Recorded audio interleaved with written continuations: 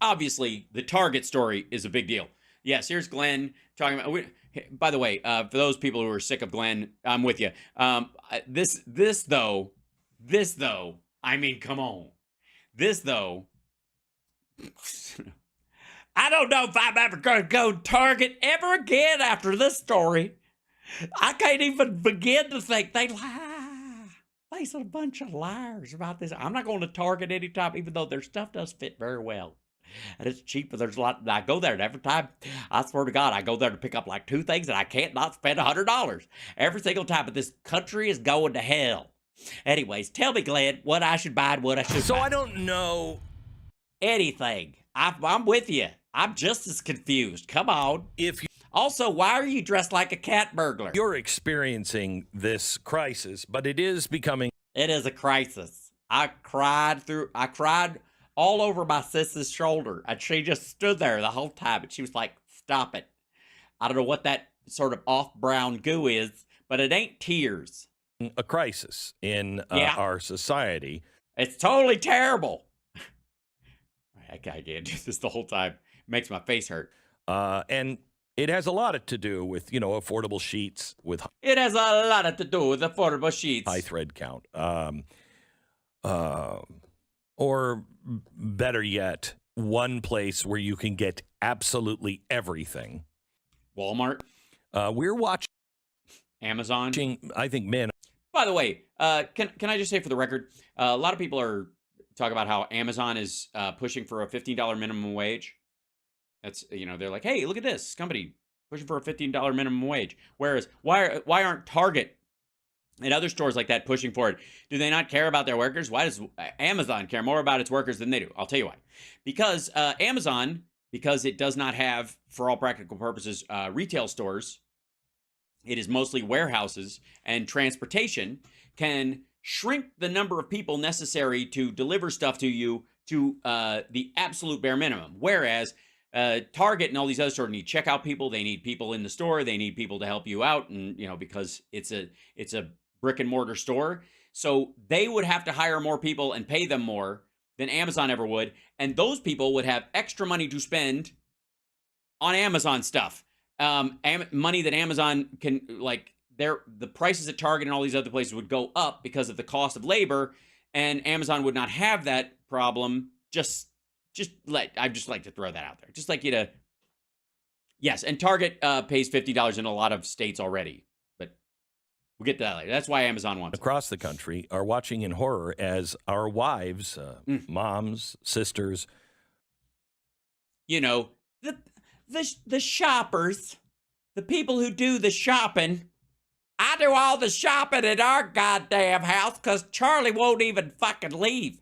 He sits there in his big chair with his stinky feet up, just banging on the arm of one of the arms on the armchair droops on the right side because he's always smacking it with his hand like that, and it stinks of sour milk and beer. Are reeling in and I've never given him either beverage. I don't know where that smell comes from. In agony, and I'm terrible. I feel terrible. Think beginning to go through some withdrawals. Okay, this asshole is saying that women who are having to boycott Target are getting antsy about it because they like shopping at Target, and the right-wing boycott on it is because women are emotional to start with. By the way, toxic masculinity, this is the lowest rung version of it you will ever see. Right here. I'm just... stupid. June 2nd. June 2nd. I know people have been saying you got to do it all June. Yeah, so they're going to do because of Pride Month, nobody's allowed to shop on the right wing. They're pushing this whole idea like boycott Target all of Pride Month. Because on the one hand, they have pride displays. And on the other hand, there was this lie going around that they were selling swimsuits in the children's section for them to tuck their genitals, which they are not. And we've been doing it since before that. So we're a little ahead, and I think some others are. But I came home Yes, cancel culture. We know it's cancel culture. It's something you used to be against and now you're for it. And yeah, we're all aware of the hypocrisy. It's goofy as shit. We don't understand it. Yeah. Was it yesterday or the day before? I don't know. What I don't understand is why you're wearing a shirt with epaulets on them, because if that place catches fires, there's no fucking way Stu's dragging you out of it. And I was home on a pretty good mood. My wife comes home because my son is graduating tomorrow, and then Saturday we leave for vacation. Great, all caught up. Everybody got that in their calendar. And we haven't really done it. No, I should say I haven't really done anything about it because I'm trying to juggle everything here. Mm-hmm. And right, yeah, it's tough there because he's got to come and sit down and be full of shit every day. It must be exhausting. And so she came in the door yesterday, and she had a Target bag. The woman door, obviously. He has due to his religious beliefs, women have a special separate entrance. And I went, Tanya. Uh-oh. And she just pointed across the room and kept moving, and she just pointed at me. I don't want to hear it. And I'm like, what? That's not her real name? Yes, ma'am. And she's like, oh, so you've read Josh Hawley's book. I have 1,000 things going on, and I do not have time to run to 6 different stores, and it's not June yet. And I'm like, I think that is I applaud you. I applaud you, sweetheart. Good for you. Take a stand. Or don't. Or don't. No, take a stand that you got too many things to do or not. Whatever you want, I'm with you. So, old sitcom browbeat husband jokes. Hack premise. Boring and irritating when it first really started popping up in the early to mid 80s. Now just jumped the shark so many times the shark doesn't even bother to look up anymore. Now, I'm not saying that I've kept a diary. But I'm not saying that either. Let's just say Bob's been keeping track. And on day one, he wrote, over the course of this week, I kept notes in my diary. It was not easy. Several times, my cover was nearly blown.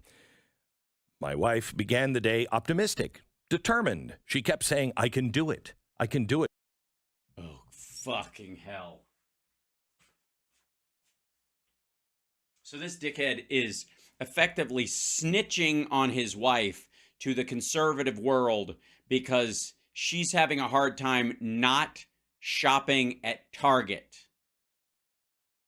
This fuck is Bob? He is. For the sake of what is right, I can do it. And for a moment For the sake of what is right. there, I thought this boycott was going to be kind of easy. I thought she'd, bounce into action and never look back. About noon. Yeah, but, since in our neighborhood we make all the women folk do all the shoppings, I guess I'm going to have to ride along with her and bring a cattle prod or something. On day one, she started to crack just a little bit. She looked at me and said, the only jeans that fit me properly are from Target.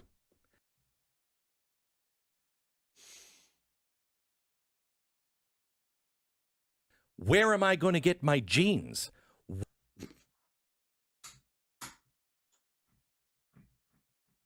Where am I going to get my jeans? I agree. You're not going to be able to find them. You're just going to be jeansless. What will I do without my favorite jeans? And, I A complete wuss and passive aggressive about it. I think you look wonderful and nothing. This according to Bob, of course, and he sensed a change in day one. No, for fuck's sake. This passive aggressive shitting on his wife for wanting to shop at Target. This is so fucking lame. And again, what are we seeing here? And we don't need to watch all of this because it's going to be ridiculous. But what are we actually seeing here?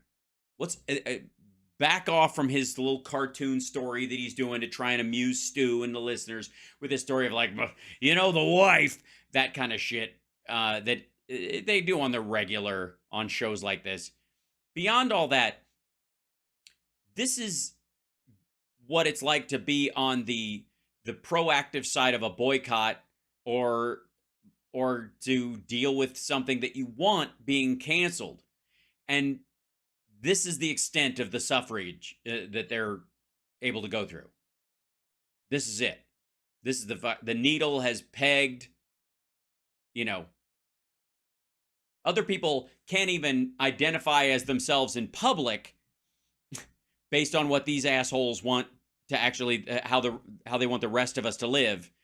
But his wife can't get jeans, and therefore she's going to gripe a bunch. Therefore, he's writing this little fucking play about what she's thinking or doing, because it's hilarious, because you know how women are. Fuck off. Oops. That killed one of my lights. Why did it do that? What are you doing? Let's see. Turn this. Let's see. Is this right? Did it go? There it goes. Got bumped. I'm sorry. My lighting got very dramatic there for a second. Anyways, you're watching How Sparks Make a Worldwide. We don't need to watch all this fucking Glenn bullshit. I just thought it would be relatively amusing to see how we needed more men are still writing fucking cartoons about being bitch slapped by their wife about shopping. Like these just hack concepts. Good Lord.